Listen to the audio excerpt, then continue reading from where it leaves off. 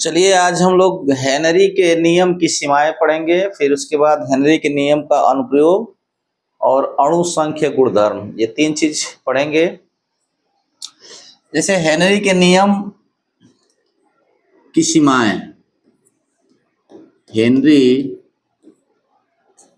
के नियम की सीमाएं,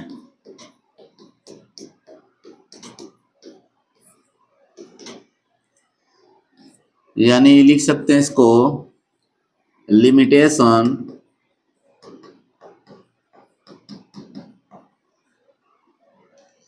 ऑफ हेनरी लॉ। तो हेनरी के नियम की सीमाएं निम्न होती हैं, जिसमें पहला है कि यह नियम जो है तनु विलयन पे काम करता है।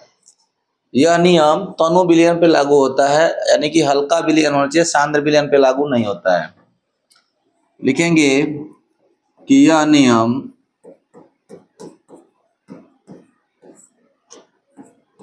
तनु विलयन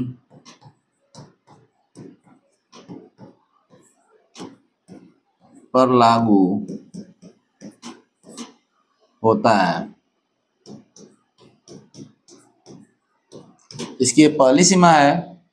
दूसरी सीमा है कि यह निम्न दाब पर कार्य करता है। अगर अधिकतम दाब हो जाएगा तो कार्य नहीं करेगा।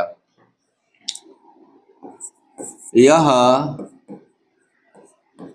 निम्न दाब पर कार्य करता है।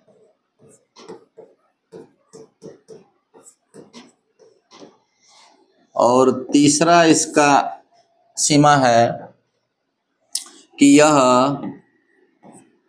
उच्च ताप पर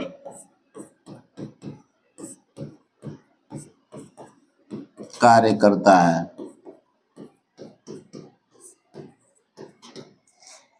चौथा है कि यह उन गैसों पर लागू होता है जो विलायक के साथ क्रिया नहीं करते हैं। यह उन गैसों पर लागू होता है जो विलायक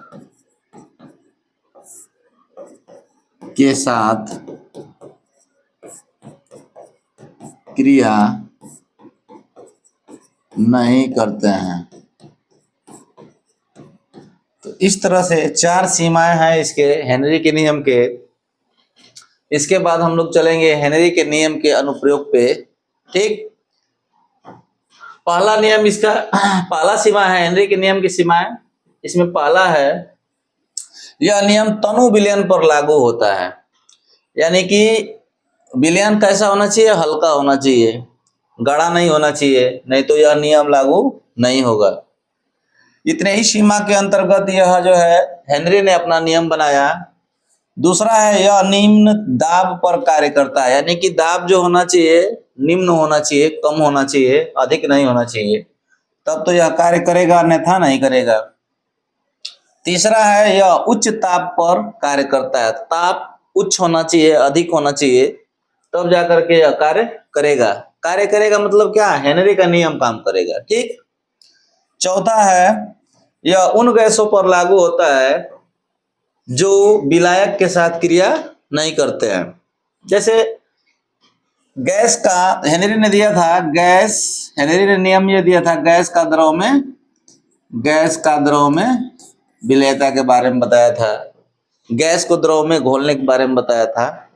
तो यह तब घुलेगी जब विलायक के साथ क्रिया नहीं करेगी।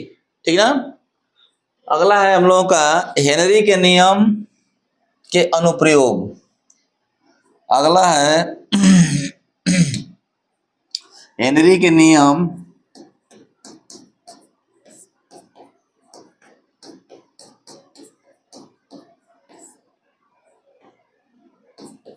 के अनुप्रयोग।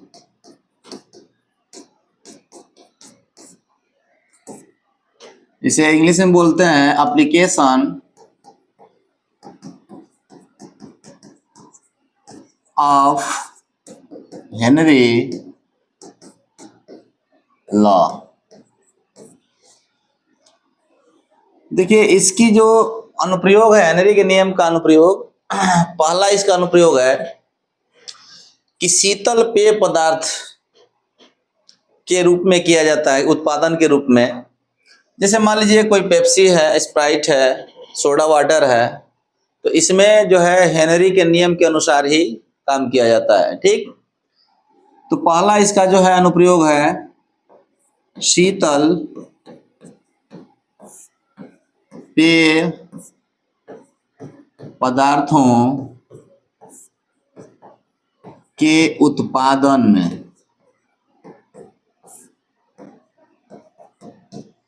ठीक, दूसरा है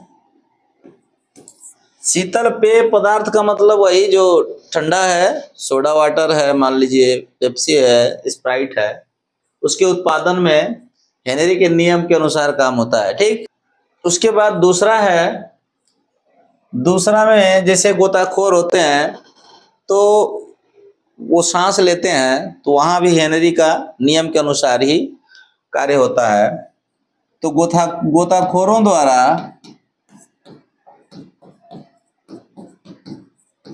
द्वारा सांस लेने में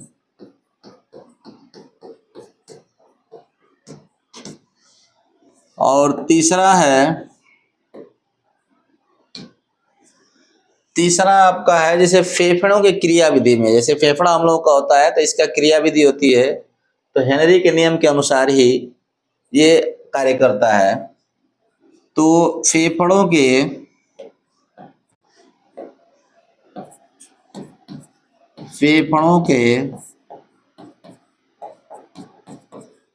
क्रिया विधि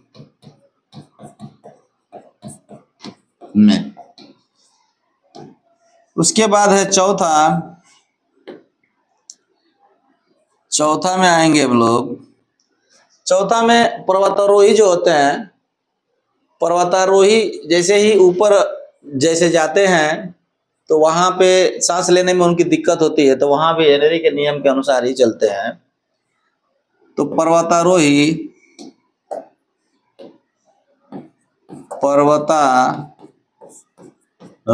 द्वारा सांस लेने में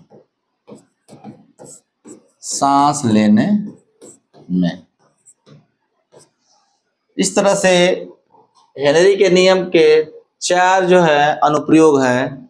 पहला है शीतल पेय पदार्थों के उत्पादन में, दूसरा गोताखोरों द्वारा सांस लेने में, और तीसरा फेफड़ों के क्रिया विधि में, और चौथा है पर्वतारोही द्वारा सांस लेने में। ठीक, इसके बाद हम लोग पढ़ेंगे अणु संख्य गुणधर्म के बारे में।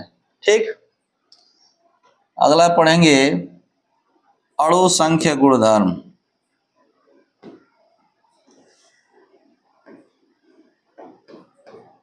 अणु संख्य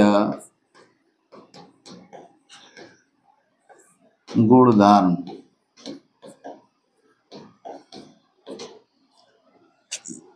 इसको हम लोग इंग्लिश में बोलते हैं किसके अणु संख्य गुणधर्म है? विलयन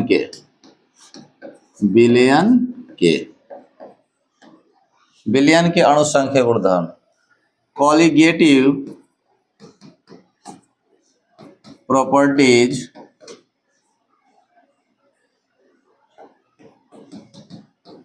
ऑफ सॉल्यूशन।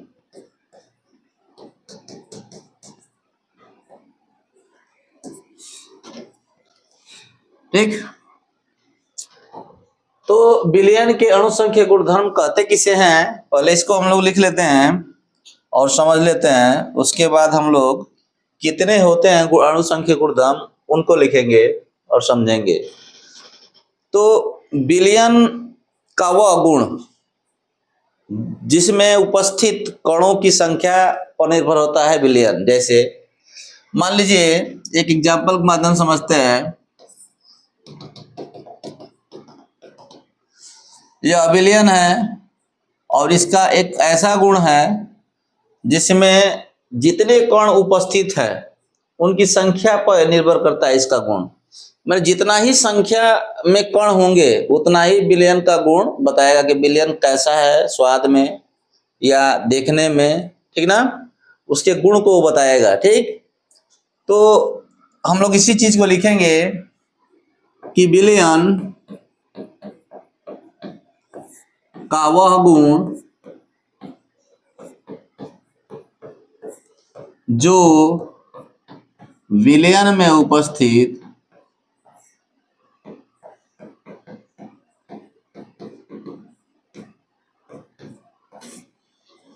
कणों की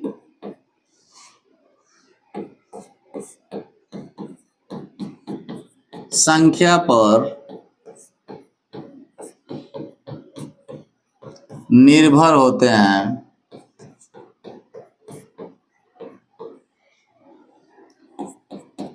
तो उन्हें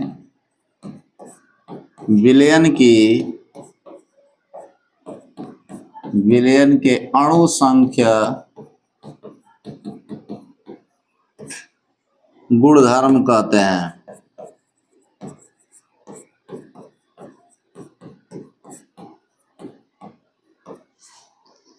अणु संख्या गुणधर्म कहते हैं। जैसे कोई भी विलयन है तो अगर उसका गुण निर्भर होगा तो हमेशा उसके कणों की संख्या पर, इसमें जितने कण हैं उसी के अनुसार उसका गुण उस पर निर्भर होगा। ठीक, अब यह होता है 4 प्रकार का विलयन के अणु संख्या गुणधर्म होता है 4, जिसमें हम लोग लिखेंगे पहला अणु संख्या गुणधर्म है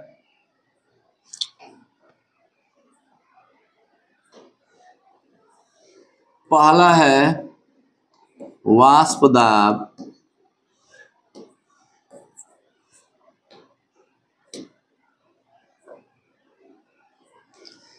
पहला है वाष्प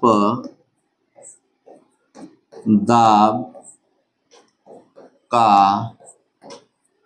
आपेक्षिक अवनमन।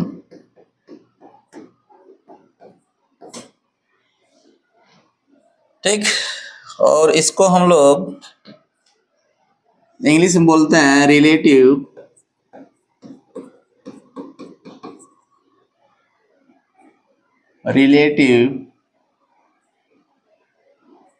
उसके बाद है आपका lowering, relative lowering of vapour pressure. ये इसका अंग्रेजी इसको बोलते हैं VP का मतलब होता है वाइपर प्रेशर, VAPOUR, और प्रेशर PRESSURE, प्रेशर। पहला है वाष्प दाब का अपेक्षिक अवनमन, यानी इंग्लिश में बोलते हैं relative lowering point vapour pressure. दूसरा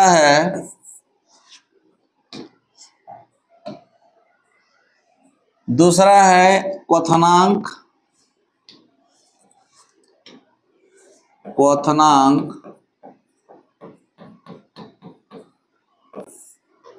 में उन्नयन।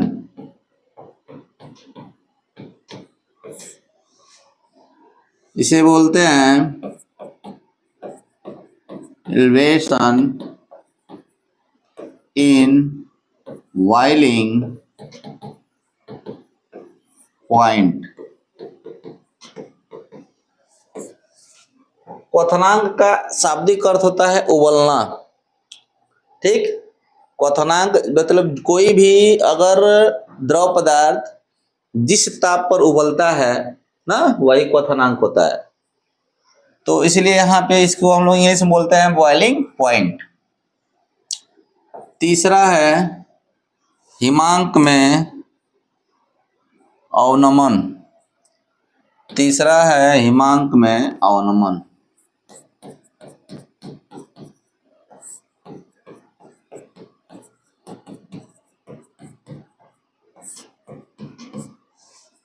इसे बोलते हैं डिस्प्रेशन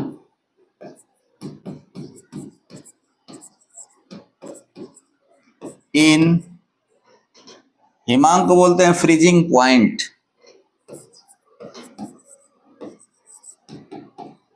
फ्रीजिंग पॉइंट, यह है हिमांक में अवनमन। चौथा है इसका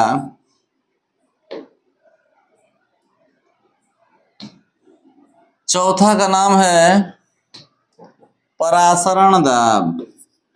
परासरण दाब, इसको इंग्लिश में बोलते हैं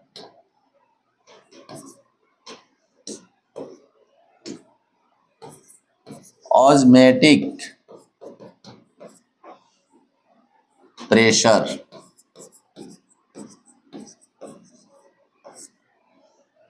इस तरह से जो अणु संख्या गुणधर्म है 4 होते हैं।